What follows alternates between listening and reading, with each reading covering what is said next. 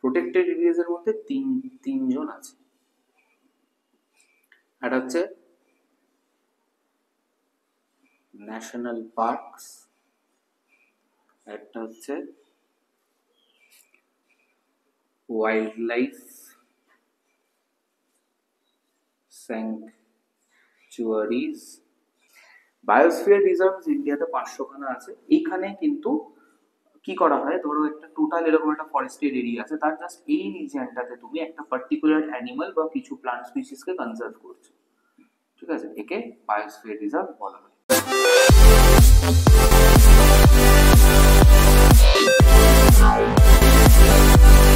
একটা নেচারের মধ্যে থেকে নেচারকে কনজার্ভ করতে পারি, আর একটা হচ্ছে যে নেচারের থেকে কিছু ন্যাচারাল এলিমেন্টসকে তুলে, লাইক প্লান্টস এন্ড অ্যানিমালসকে তুলে আলাদা করে তাদের কনজার্ভ করতে পারি। দুটো স্ট্র্যাটেজি আছে। তাহলে আমরা স্ট্র্যাটেজিজ অফ কনজারভেশনে ঢুকে পড়ব আমাদের এই চ্যাপ্টারের লাস্ট টপিক।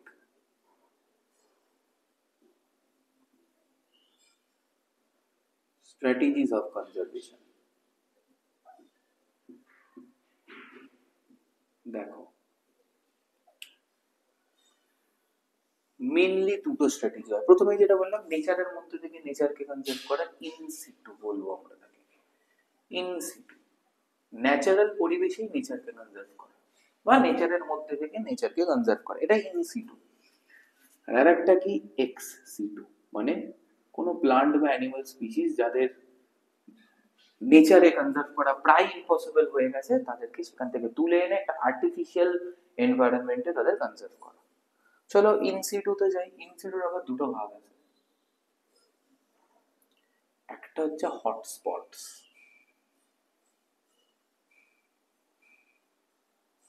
এই হটস্পটটা আগে একটু বলবো, তারপরে যাব। হটস্পট কি?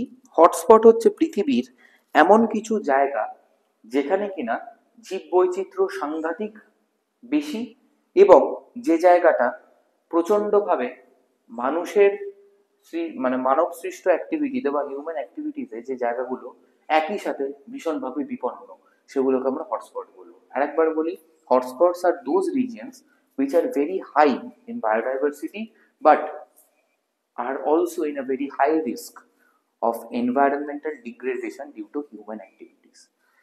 ঠিক আছে, একে হটস্পট বলবো। তো হটস্পট টার্মটা কে দিয়েছিলেন? নরমান মেয়ার্স, বিখ্যাত ইকোলজিস্ট নরমান মেয়ার্স। ঠিক আছে, নরমান মেয়ার্স নামটা দিয়েছিলেন, এবং চারটে ক্যাটাগরাইজ ছিল। একটা হচ্ছে ফার্স্ট ক্যাটাগরি হচ্ছে বায়োডাইভার্সিটি ইন্ডেক্স, বায়োডাইভার্সিটি কতটা হাই। এন্ডেমিজম, এন্ডেমিজম মানে সেই জায়গাটাতে কতগুলো এন্ডেমিক স্পিসিস আছে, যত বেশি এন্ডেমিক স্পিসিস তত better hotspot. Risk of degradation,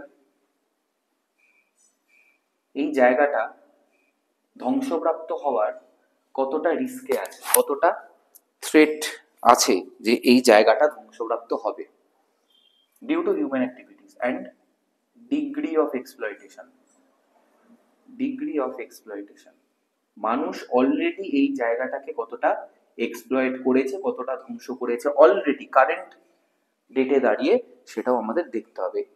hotspot determine করার এই চারটে ক্রাইটেরিয়া আছে। পৃথিবীতে 34টা হটস্পট আছে, 34 গ্লোবালি। ঠিক আছে, গ্লোবালি 34টা, 34 ইন টোটাল মনে রাখবে গ্লোবালি। ঠিক আছে, 34টা ইন টোটাল। ইন্ডিয়াতে 3টে আছে। ইন্ডিয়াতে কটা আছে? 3টে। 3টে কি কি?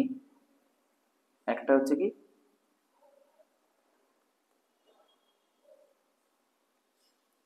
Himalayan region, Himalayan region. একটা হচ্ছে ইন্দো বার্মা রিজিয়ন, মানে north east Indo Burma region. ঠিক আছে, এটা হচ্ছে হিমালয়ান রিজিয়ন পুরোটা। ইন্দো বার্মা রিজিয়ন হচ্ছে আমাদের নর্থ ইস্টার্ন স্টেটস গুলোর কথা বলা হচ্ছে। আর একটা হচ্ছে ওয়েস্টার্ন ঘাটস, পশ্চিম ঘাট, মহারাষ্ট্র, কেরালা। ওয়েস্টার্ন ঘাটস, মহারাষ্ট্র, কেরালা, কর্ণাটক, গোয়া, 4টি স্টেটস নিয়ে। ঠিক আছে, ওয়েস্টার্ন ঘাটস। ইন্ডিয়াতে 3টে জায়গা আছে, মানে সারা দেশে ভাবো জাস্ট 3টে জায়গা এই 4টে ক্রাইটেরিয়াকে ফুলফিল করেছে, তবেই হটস্পট হয়েছে। তো পৃথিবীতে 34টা আছে, ইন্ডিয়াতে 3টে আছে, তাহলে ইন্ডিয়ার বাইরে কটা আছে? 31টা। এখান থেকে কিন্তু প্রচুর প্রশ্ন আছে। এই গেল হটস্পট। আর একটা কি, আর একটা হচ্ছে যে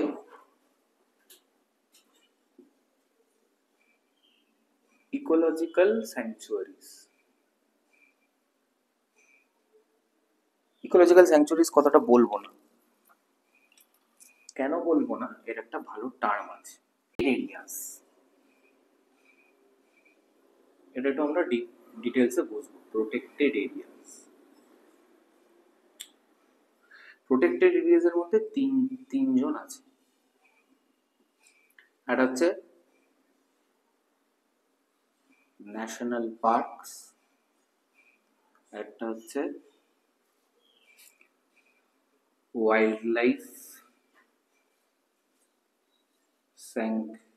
স্যাংচুয়ারিজ, হ্যাঁ, আর একটা হচ্ছে কি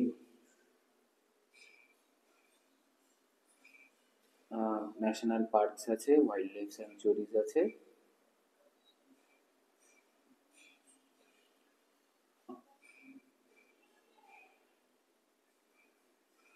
আর জেনারেলি রিজার্ভ ফরেস্ট। ঠিক আছে,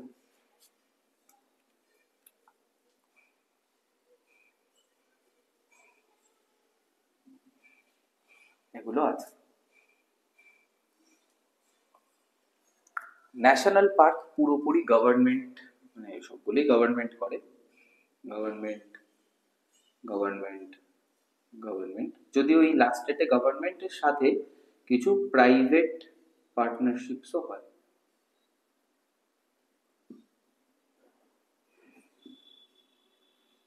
রিজার্ভ ফরেস্ট বা এদেরকে বায়োস্ফিয়ার রিজার্ভসও বলা হয়।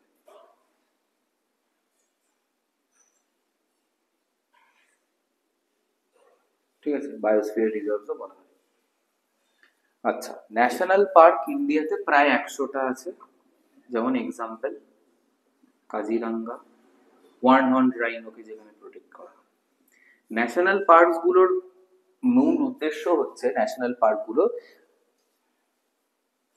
ক্রিটিক্যালি এন্ডেঞ্জার্ড বা এন্ডেঞ্জার্ড কোন একটা পার্টিকুলার অ্যানিমাল স্পিসিসকে হাইলাইট করে তাকে প্রোটেক্ট করা, এবং তাকে প্রোটেক্ট করার সাথে সাথে বাকি সেই অ্যানিমালটাকে ওখানে মেনটেন করার জন্য, সেই টোটাল ফরেস্টেড এরিয়াটাকে মেনটেন করার জন্য বাকি প্লান্ট এবং অ্যানিমাল স্পিসিস এবং তার যে ন্যাচারাল রিলিফ ফিচার্স গুলো আছে, যেমন ন্যাচারাল রিলিফের মধ্যে নদী, নালা, পুকুর, ওয়েটল্যান্ড, পাহাড়, তাদেরকেও কনজার্ভ করা। এটা হচ্ছে ন্যাশনাল পার্কের মেইন উদ্যোগ। ঠিক আছে, এখানে কিন্তু নো হিউম্যান অ্যাক্টিভিটিস, যেমন এগ্রিকালচার, সেটেলমেন্ট, এসব কিছুই অ্যালাউড না। নো হান্টিং অবশ্যই, ঠিক আছে, and no human interference also, মানে নেচারকে একদম তার র অরিজিনাল স্টেটে রেখে দেওয়াটাই হচ্ছে ন্যাশনাল পার্কের মূল উদ্দেশ্য। ওয়াইল্ড লাইফ স্যাংচুয়ারিটা ইউনেস্কোর ম্যাপ প্রোগ্রামে, ম্যাপ মানে ম্যান অ্যান্ড বায়োস্ফিয়ার প্রোগ্রাম। ঠিক আছে, এটার নাম হচ্ছে man and biosphere programme. Wildlife স্যাংচুয়ারির অনেক জোন আছে। একটা হচ্ছে কোর এরিয়া, কোর এরিয়া, এখানে no hunting, no human activities, no human settlement, no agriculture, no nothing. এরপরে একটা হচ্ছে বাফার জোন, বাফার জোন, এইখানে ট্যুরিজম প্রমোট করা হয়। টুরিস্টরা আসে, বাট পার্মানেন্টলি থাকতে পারবে না বাফার জোনে। ঠিক আছে, টুরিস্টরা আসবে, অবজার্ভ করবে, দূর থেকে চলে যাবে। কোর এরিয়াতে কিন্তু টুরিস্টদেরও অ্যালাউড না। ঠিক আছে, কোর এরিয়াতে টুরিস্টদেরও অ্যালাউ করা হয় না। বাফার জোনে টুরিস্টদের অ্যালাউ করা হয় ফর দ্য টাইম। পার্মানেন্ট ওখানে কোনো সেটেলমেন্ট বা কোনো কিছুই করা যাবে না, কোনো অ্যাক্টিভিটি, কোনো হিউম্যান অ্যাক্টিভিটি করা যাবে। আর এই বাইরে যেটা আছে এটাকে বলবো আমরা, এখানটা লিখছি, ট্রানজিশন জোন। এই ট্রানজিশন জোনে ট্রাইবাল পিপল যারা আছে, ফরেস্টেড কমিউনিটিস যারা আছে তারা থাকে। এই যে হিউম্যান সেটেলমেন্ট এইখানটা আছে। ঠিক আছে, এই ট্রানজিশন জোনে হিউম্যান সেটেলমেন্টস হয়, হিউম্যান অ্যাক্টিভিটিস হয়। ন্যাশনাল পার্কে গাছপালাও কাটতে দেয় না, ট্রাইবাল পিপল যারা থাকে বা ফরেস্ট কমিউনিটিস যারা থাকে তাদেরকে গাছপালাও কাটতে দেয় না। কিন্তু ওয়াইল্ড লাইফ স্যাংচুয়ারিজে পারমিটের বিনিময়ে এই ট্রানজিশন জোন, এই রিজিয়নে কিছু গাছপালা কাটতে দেওয়া হয়। তাও সারা বছর নয়, স্পেসিফিক কিছু সময় এবং স্পেসিফিক কিছু স্পিসিসকেই, সব গাছকেও আবার কাটতে দেওয়া হয় না। ঠিক আছে, বাফার জোনে কিছুই করতে দেওয়া হয় না। তো এই গেল ব্যাপার। এবং এই ট্রানজিশন জোনে এগ্রিকালচারও করতে তুমি পারো, পারমিট নিতে হবে, পারমিশন নিতে হবে। বায়োস্ফিয়ার রিজার্ভ ইন্ডিয়াতে 500খানা আছে। এইখানে কিন্তু কি করা হয়, ধরো একটা টোটাল এরকম একটা ফরেস্টেড এরিয়া আছে, তার জাস্ট এই রিজিয়নটাতে তুমি একটা পার্টিকুলার অ্যানিমাল বা কিছু প্লান্ট স্পিসিসকে কনজার্ভ করছো। ঠিক আছে, একে বায়োস্ফিয়ার রিজার্ভ বলা হয়। এখানে human activity, human settlement allowed except hunting, শিকার করা ছাড়া, বা পলিউশন করার মতো কোনো যদি কাজকর্ম থাকে, like mining, like heavy industry ইত্যাদি, এসব তৈরি করা যাবে না, শিকার করা যাবে না। এছাড়া এগ্রিকালচার, বসবাস, পার্মানেন্ট সেটেলমেন্ট ইত্যাদি, এই ওয়াইল্ড লাইফ কে বাঁচিয়ে যা কিছু করা সম্ভব সেগুলো বায়োস্ফিয়ার রিজার্ভে কিন্তু অ্যালাউড। এখানে গভর্নমেন্ট প্লাস প্রাইভেট কিছু পার্টনারশিপসেও ওয়াইল্ড অ্যানিমালসদের কনজার্ভ করা হয়, নেচারকে কনজার্ভ করা হয়। ইন্ডিয়াতে জেনারেলি 500 রকম এরকম বায়োস্ফিয়ার রিজার্ভ আছে। ঠিক আছে, আচ্ছা, আর কি আছে? আর এই প্রোটেক্টেড এরিয়ার মধ্যে একটা খুব ইন্টারেস্টিং জিনিস আছে যাকে স্যাক্রেড গ্রোভস বলি। ট্রাইবাল কিছু মানুষ মনে করে জঙ্গলের কিছু জায়গা অত্যন্ত পবিত্র, সেখানে তাদের দেব দেবীরা বাস করে। তো সেই জায়গার জীব জন্তু, গাছপালা, তাদেরকে তারা কোনো ক্ষতি করে না, শিকার করে না, কাটে না। সেটাকে স্যাক্রেড গ্রোভস বলে। তো এই স্যাক্রেড গ্রোভসও কিন্তু এই আমাদের বায়োডাইভার্সিটি কনজারভেশনের একটা খুব ইম্পর্টেন্ট পার্ট। কারণ আমরা ফরেস্ট কমিউনিটিসদের হেল্প করে, তাদের এনকারেজ করে এই স্যাক্রেড গ্রোভস গুলোকে প্রপারলি যাতে তারা কনজার্ভ করতে পারে, বা আরো যাতে তারা স্যাক্রেড গ্রোভস কোথাও চাইলে যাতে বানাতে পারে বা তাদের সংখ্যা বাড়াতে পারে, এই পারমিট দিয়ে আমরা কিন্তু ফরেস্ট কমিউনিটিসদেরই কমিউনিটি ইনভলভমেন্ট করিয়ে আমরা জঙ্গলটাকে বাঁচিয়ে রাখতে পারি স্যাক্রেড গ্রোভস এর মাধ্যমে। তো এই গেল ব্যাপার। এবার আসবো এক্সিটুর। এক্সিটুর অনেক রকম হয়। ঠিক আছে, একটা হচ্ছে ক্যাপটিভ ব্রিডিং,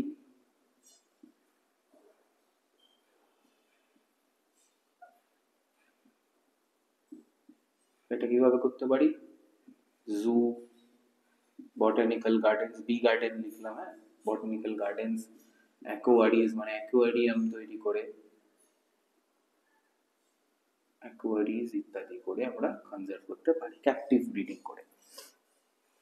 কারণ জুতে আমরা কি করি, যারা এক্সটিংক্ট ইন ওয়াইল্ড তাদের রাখতে পারি, তাদের ক্যাপটিভ ব্রিডিং করে তাদেরকে আবার ওয়াইল্ডে ইন্ট্রোডিউস করতে পারি। যারা ক্রিটিক্যালি এন্ডেঞ্জার্ড হয়ে পড়েছে তাদের কিছু সংখ্যক অ্যানিমালসদের, যারা কিনা একটু ওল্ড বা ইনজার্ড, তাদের জুতে এনে চিকিৎসা করে আবার রিইন্ট্রোডিউস করতে পারি, বা তাদের ওখানেই রেখে, যারা ম্যান ইটার হয়ে গেছে তাদের এখানেই রেখে তাদের ব্রিডিং করিয়ে তাদের সন্তান সন্ততিদের আমরা ওয়াইল্ডে কিছুটা রিইন্ট্রোডিউস করতে পারি। মানে বটানিক্যাল গার্ডেন করে আমরা প্রচুর মানে খুবই রেয়ার, খুবই এন্ডেমিক কিছু প্লান্ট স্পিসিসদের প্রোটেক্ট করতে পারি। অ্যাকোয়ারিজ করে আমরা অ্যাকোয়াটিক অ্যানিমালস অ্যান্ড প্লান্টসদের কনজার্ভ করতে পারি, নেচার থেকে তুলে একটা আলাদা সিমুলেটেড এনভায়রনমেন্টের মধ্যে ফেলে বা আর্টিফিশিয়াল এনভায়রনমেন্টের মধ্যে ফেলে। আর কি করতে পারি আমরা এখানে? জিন ব্যাংক। জিন ব্যাংকস কি? জিন ব্যাংকস এর মধ্যে আমরা কি করতে পারি? জিন ব্যাংকস এর মধ্যে আমরা এমব্রিওকে কনজার্ভ করতে পারি লিকুইড নাইট্রোজেনে, সিডস কনজার্ভ করতে পারি, গ্যামেটস কনজার্ভ করতে পারি, ঠিক আছে? কারণ আমরা বেসিক্যালি জিন সিকোয়েন্সটাকে কনজার্ভ করছি। গ্যামেটস এর মধ্যে, এমব্রায়োর মধ্যে, সিডস এর মধ্যে কি কি আছে, জেনারেলি জেনেটিক কোডটাকে আমরা কনজার্ভ করছি, তাই না? কারণ এদের মধ্যে জেনেটিক কোড আছে। তো ধরো স্পার্ম অ্যান্ড ওভাম দুটো, মানে এরকম কোনো ইন্ডিভিজুয়াল ফিট কোনো ইন্ডিভিজুয়াল আছে ওয়াইল্ডে, ধরো পোলার বিয়ার, ঠিক আছে? এক্সাম্পল দিয়ে বলি, তাহলে বুঝবে না। পোলার বিয়ার যেরকম, পোলার বিয়াররা প্রত্যন্ত ভাবে কি ক্রিটিক্যালি এন্ডেঞ্জার্ড। তো তাদের মেলদের থেকে স্পার্ম, ফিমেলসদের থেকে ওভাম নিয়ে আমরা জিন ব্যাংকে রেখে দিলাম, ক্রায়ো প্রিজার্ভেশন করে রেখে দিলাম। ইন ফিউচার আমরা টেস্ট টিউব বেবির মাধ্যমে কিন্তু আবার পোলার বিয়ারকে ওয়াইল্ডে রিইন্ট্রোডিউস করতে পারি, তাদের পপুলেশনটাকে কি করতে পারি, বুস্ট করতে পারি, ঠিক আছে? এবার তো জিন ব্যাংকস এর মধ্যে আবার অনেকগুলো কনজারভেশন স্ট্র্যাটেজিস আছে। যেমন ধরো সিড কনজারভেশনের মধ্যে আমরা দু রকমের সিড পাই, ঠিক আছে? একটা হচ্ছে অর্থোডক্স সিডস, একটা হচ্ছে রিক্যালসিট্রেন্ট।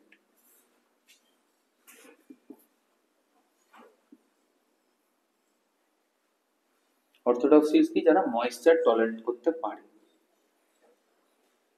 যেমন সিরিয়ালস, পালসেস। আর রিক্যালসিট্রেন্ট কি, যারা ময়েশ্চার টলারেট করতে পারে না। এত ডেপথে তোমাদের লাগবে না তাও, যেমন কোকোনাট, ঠিক আছে? আর একটা কি করতে পারি আমরা, আর একটা করতে পারি হচ্ছে লাইক টিস্যু কালচার করতে পারি। টিস্যু কালচার করে আমরা একটা মাস অফ সেল তৈরি করতে পারি, যেখান থেকে আমরা ভেজিটেটিভলি প্রোপাগেট করতে পারি বা টেস্ট টিউব বেবিতে যেতে পারি, এভাবে যেতে পারি, ঠিক আছে? আর একটা কি করতে পারি, ধরো গ্যামেট বা সিড প্রিজার্ভ করতে পারি, যেটা বলছিলাম। আর সর্বশেষে ক্রায়ো প্রিজার্ভেশন, ঠিক আছে? লিকুইড নাইট্রোজেনে এইগুলোকে আমরা স্টোর করে রাখতে পারি। তো এই গেল ব্যাপার।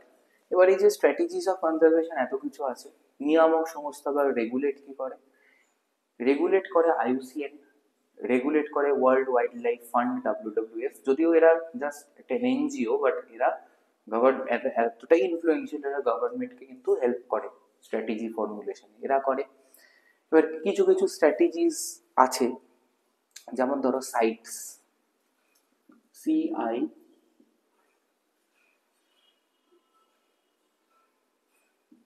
সাইটস, এটা কি, এটা হচ্ছে যে convention in international trade in endangered species.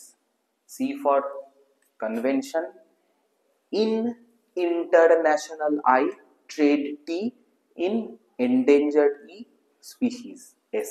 Sites, convention in international trade in endemic species, মানে এই সরি এন্ডেঞ্জার্ড স্পিসিস, এন্ডেমিক না, এন্ডেঞ্জার্ড স্পিসিস, ঠিক আছে?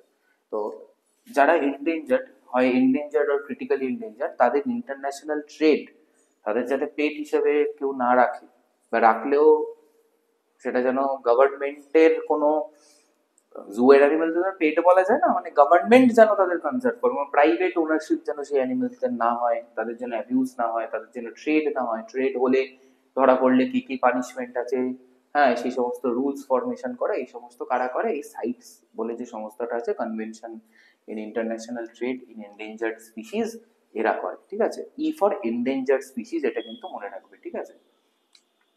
Conservation in international trade in endangered species, ব্যাস। আর কিছু সামিট হয়, যেমন আর্থ সামিট হয়েছিল রিও ডি জেনেরিওতে 1992-তে, এটা তোমাদের আগের ক্লাসেই বলেছিলাম।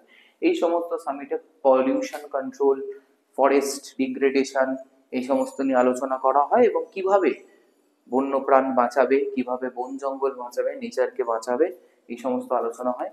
লাস্ট আর্থ সামিট হয়েছিল 2012-তে, আগেই ইন রিও ডি জেনেরিও, যেখানে এই endangered species, endemic species, rare species, এদের কনজারভেশন স্ট্র্যাটেজিস নিয়ে প্রচুর আলোচনা হয়েছিল, এবং ইন্ডিয়া থেকেও obviously ministry of environment and forest থেকে আমাদের রিপ্রেজেন্টেটিভ যায়, যেখানে তারা তাদের মতবাদ প্রকাশ করেন এবং অনেক কিছু শিখেও আছে। তো এভাবেই আমরা চ্যাপ্টারটা শেষ করব। এবার আসি কোয়েশ্চেন আনসার্সে। দেখো এই যে আমি চার্টগুলো লেখালাম, প্রত্যেকটা চার্টই কিন্তু তোমাদের প্রিভাইকিউ। তো এই চার্টগুলো খুব ভালো করে তোমরা ফলো করবে এবং এই চার্ট থেকে ডিরেক্ট কোয়েশ্চেন আছে। যেমন list a few factors that determine a hotspot, তার মধ্যে হয়তো এই দুটো ফ্যাক্টর দিয়ে দিয়ে বলে option A and B both এরকম দিতে পারে। ইন্ডিয়াতে কোন কোন রিজিয়নে হটস্পট আছে সেটা দিতে পারে। কোর বাফার ট্রানজিশন এরকম ছবি দিয়ে অ্যারো দিয়ে ডিমার্কেট করতে বলতে পারে। ঠিক আছে? তো স্যাক্রেড গ্রোভস কাদের বলে জিজ্ঞেস করতে পারে। এর আগেও ইভেল কোয়াড্রেটের থেকে তো প্রচুর প্রশ্ন এসছে। ঠিক আছে, যে হ্যাবিটেট ফ্র্যাগমেন্টেশন কিভাবে লস করে। আচ্ছা, এই যে নামটা কে দিয়েছে হটস্পটের, নরম্যান মেয়ার্স, এটা কিন্তু একটা কোয়েশ্চেন।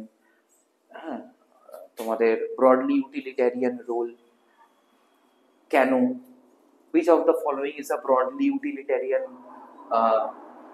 need of conservation বলে কোয়েশ্চেন দেবে, চারটে থাকবে বা পাঁচটা থাকবে, তার মধ্যে তোমাদের চুজ করতে হবে যে হ্যাঁ এই দুটো বা এই একটা বা এই তিনটে, যে 1, 2 and 3 আর ব্রডলি ইউটিলিটারিয়ান গোলস, এইভাবে তোমাদের করতে হবে।